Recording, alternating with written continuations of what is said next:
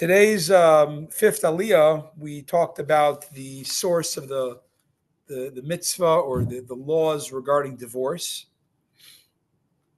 And we said, and by the way, those 2-3 verses is a lot of Talmudic discussion about the details of a divorce. A divorce has to be done by a Jewish court, and it has to be a written bill, it has to be with witnesses, the whole details. Anyways, but it said, the verse that we're going to expound a little bit today is that he wrote for her a bill of divorce.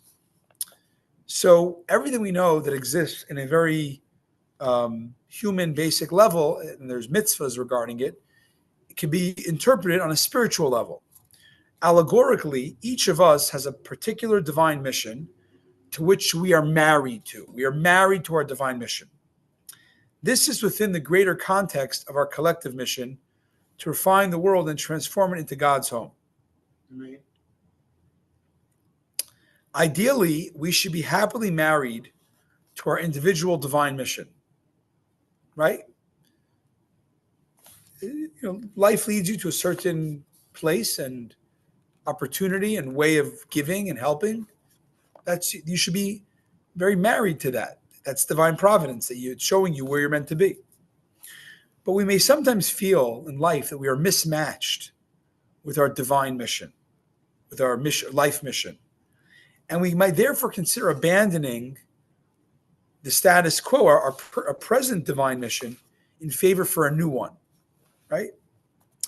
In such cases, to apply the laws of divorce between husband and wife, severing a marriage, and on the more internal psycho-spiritual level, separating from the mission you're married to, the traditional attitude in general for divorce.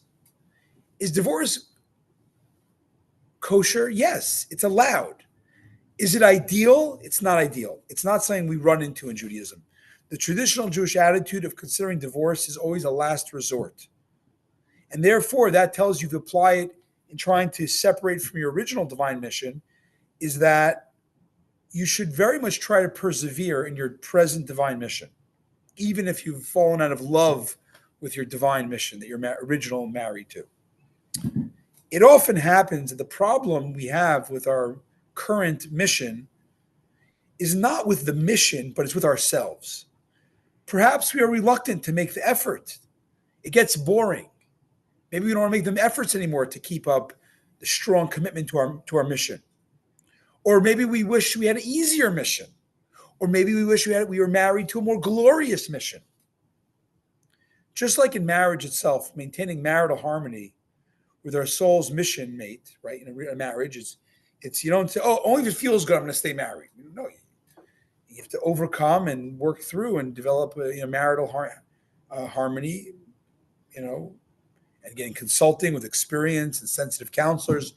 Judaism is very much, it's a last resort. Try everything else before divorce. Because the belief, if a person married a certain person, it's by divine providence. For sure. So too in our spiritual marriage to our mission, it could be the reason we've fallen out of love with our mission.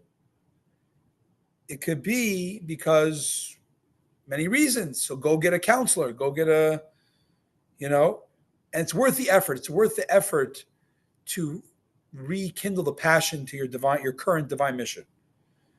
We know the term for a marriage is when man and woman merit and there's harmony in the home. It says the divine presence resides amongst them. Wow.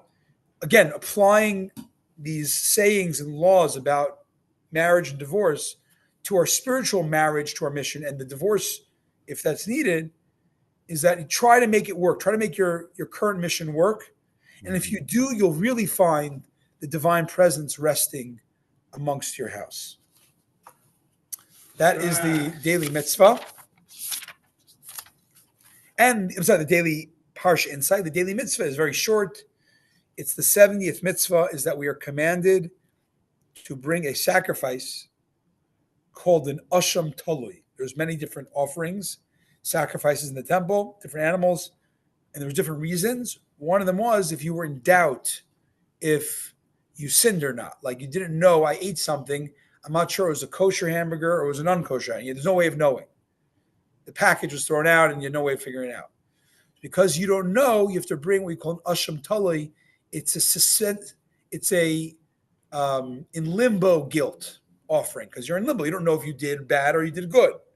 So it's called a guilt in limbo offering that you have to bring. And that is what today's mitzvah talks about.